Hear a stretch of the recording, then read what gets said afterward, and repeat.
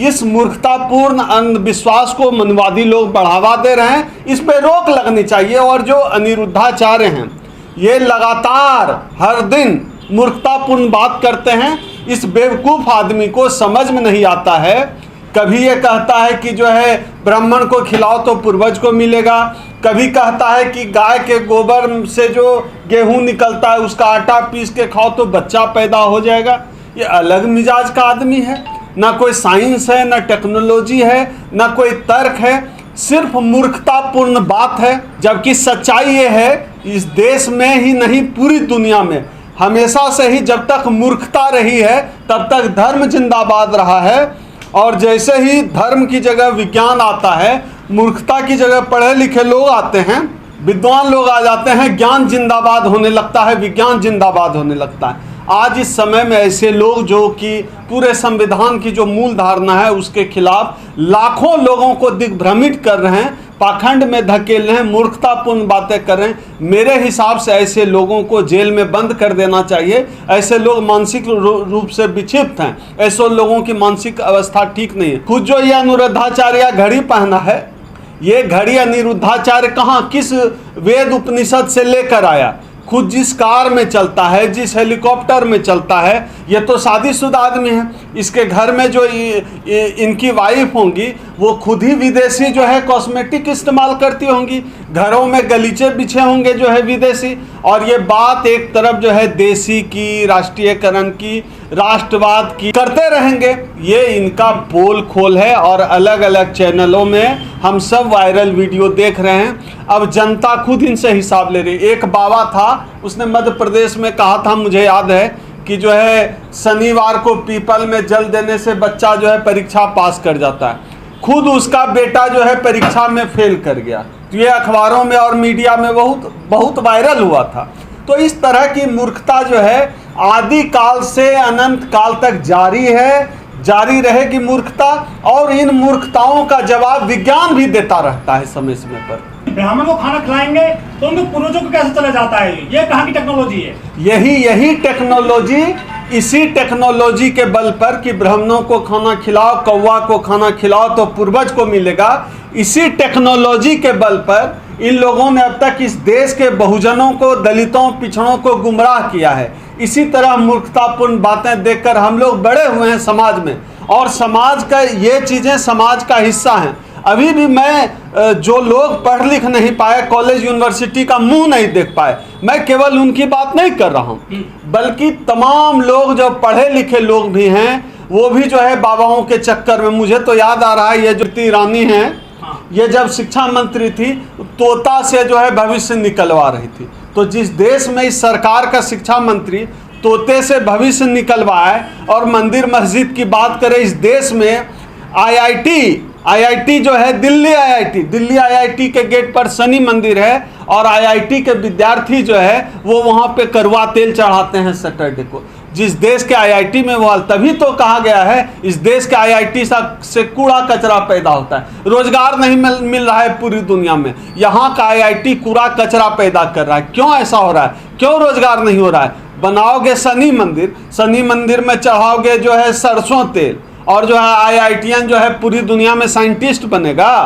ये जो मनुवादी लोग हैं, ये तो भैया इनका इतिहास है कि ये ब्रह्मा के मुख से पैदा हुए हैं। मुझे भी लगता है कि ब्रह्मा के मुंह से जो पैदा हुआ है उस आदमी की बात में कोई गलती होगी। उसने कहा है तो ठीक ही कहा होगा, लेकिन मैं अपने SC ST OBC समाज के लोगों से कहना चाहता हूँ, इस तरह की मूर्खतापूर्ण बातों में ना आए। इस तरह के बाबाओं का हश्र वही होता है जो हश्र आखिरी में आसाराम बापू का हुआ है।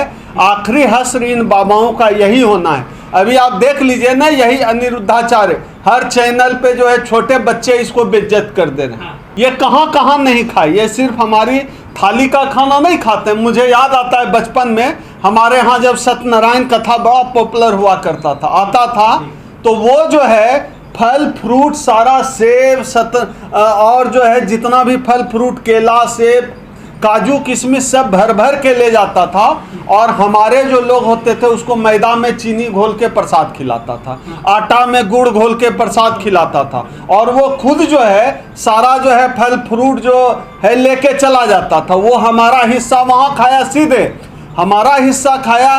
देश के तमाम जितने भी संस्थान हैं, जितने भी संसाधन हैं, वहाँ पे कब्जा करके वहाँ हमारा हिस्सा खाने का काम इन मनुवादियों ने किया है। तो इन्होंने नौकरी में हमारा हिस्सा खाया, इन्होंने जो है जुडिशियरी से लेकर हर जगह, चाहे प्राइवेट जॉब हो, सरकारी जॉब हो, स्कूल हो, कॉलेज हो, मीडिया हो, बिजनेस हो, हर जगह उन्होंने हमारा हक खाया। और ये हजारों सालों से ये उनका हक खाने का इतिहास है। ये तो इस दौर में, इस ज़माने में, जबकि हम लोग कहते हैं कलयुग आ गया है, कलयुग मतलब बाबा साहब डॉक्टर अंबेडकर का युग आ गया है, पेरियार का युग आ गया है, कांसीराम का युग आ गया है, माता सावित्रीबाई फुले, ज्योतिबा फुले का युग आ गया है, जो इनके लिए कलयुग है कि जिनके कान में आप शास्त्र सुनने पर पिघला शीशा डालते थे, आज ओम सुधा जैसा लाखों दलित पीएचडी करके बैठा हुआ है। लेकिन ये कह रहे हैं कि गाय को आप गेहूं खिलाओगे फिर वो गोबर बनेगा, उसको धोइए, आटा बनाइए, महिला खिलाओ तो बेटा पैदा होगा। ऐसी टेक्नोलॉजी कहाँ है यहाँ पर, से तो बच्चे पैदा हो जाते हैं। अब अनिरुद्ध जी ने कहा है ऐसा कि गाय के गोबर से गेहूं चुन के उससे जो है पीस के आटा निकालो, उससे बच्चा पैदा हुआ। अब जो है अनिरुद्ध जी के भी बच्चे हैं, पता नहीं किस टेक्नोलॉजी से पैदा हुए हैं, ये तो अनिरुद्धाचार्य जी को बताना चाहिए, क्योंकि हम लोग तो सामान्य जैविक प्रक्रिया को मानते हैं। जो मैं नवोदय विद्यालय का स्टूडेंट हूँ, मैंने जो है जो बायोलॉजी में पढ़ा है लाइफ प्रोसेस सेकेंड, मैं तो वही प्रक्रिया मानता हूँ जो सामान्य प्रक्रिया है बच्चा पैदा होने का। बड़ी भीड़ लग रही है इनके दरबारों में। तो देखिए, जब तक इस देश में मूर्खता जिंदाबाद है, जब तक इस देश में पाखंड और अंधविश्वास जिंदा है, इस तरह के बाबा पैदा होते रहेंगे। गोल बाबा आएगा, लंबा बाबा आएगा, छोटा बाबा आएगा, गूंगा बाबा आएगा, बहरा बाबा आएगा। बाबाओं की हजारों लाखों वैरायटी रोज आएगी जब तक इस देश में मूर्खता जिंदाबाद है। और मुझे लगता है कि इस देश में आजकल बाबाओं की तादाद इसलिए बढ़ गई है क्योंकि हम लोगों ने इस देश में प्रधानमंत्री नहीं पुजारी चुन लिया है। क्योंकि आप देख लीजिए, प्रधानमंत्री जितना प्रधानमंत्री का काम नहीं करते हैं, उससे ज़्यादा वो पुजारी के रोल में दिखते हैं। कभी इधर घुस के तपस्या कर रहे हैं, कभी उधर चढ़ के अगरबत्ती जला रहे हैं, कभी उधर गिर के जो है पैर में लटके हुए हैं, कभी उसका पैर धो रहे हैं, कभी उधर हाथ जोड़ रहे हैं, कभी इस कलर का भगवा रंग का गमछी पहना है, कभी माथा में चावल लपेट लिया है, कभी पीठ में गेहूँ लपेट लिया है। तो हमें लगता है कि हमने इस देश में प्रधानमंत्री नहीं बल्कि एक पुजारी चुन लिया है, और पुजारी ही जब देश का प्रधान होगा, उस देश में अंधविश्वास फैलेगा, उस देश में अंधविश्वास पैदा होगा, उस देश में लोगों को मूर्ख बनाने के लिए हर दिन हजारों बाबा पैदा होते रहेंगे। राफेल में भी इन्होंने नींबू लटका दिया था। अब पता नहीं इस देश के लोग, मैंने जैसा कि बताया कि इस देश की शिक्षा मंत्री तोते से भाग्य निकलवा रही थी, प्रधानमंत्री जो है त्रिमुंड लपेट के घूमते रहते हैं नंगे बदन गंगा में, कभी यहाँ डुबकी लगाते हैं, कभी वहाँ डुबकी लगाते हैं। इस देश में आप तमाम विश्वविद्यालयों में देख लीजिए, आज से 10 साल पहले कितनी शैक्षणिक गतिविधियाँ होती थी, कितने सेमिनार होते थे, कितने देश विदेश से लोग आते थे, ज्ञान विज्ञान की बात होती थी। अब इस देश में, जब से इस देश में हमारे साहब जो है प्रधानमंत्री, प्रचार मंत्री, एक पुजारी बनकर प्रधानमंत्री आए हैं, तब से इस देश में विज्ञान जो है सूली पर लटक गया है। तब से इस देश में जो है तर्क वितर्क जो है आत्महत्या कर चुका है। अब मूर्ताओं का दौर है। जब यह सरकार जाएगी तभी संगठनिक रूप से जो है इस देश से मूर्खता का भी पलायन हो पाएगा। मुझे तो कम से कम यही, विज्ञान और टेक्नोलॉजी के दौर में हम जहाँ पर खड़े हैं वहाँ इस तरह की मूर्खतापूर्ण बातें करना कि किसी ब्राह्मण को खाना खिलाओ तो पूर्वज को मिलेगा, कौवा को खाना खिलाओ, इस तरह के मूर्खतापूर्ण बात आज 2024 में तब हो रही है जब दुनिया चांद पर जा रही है।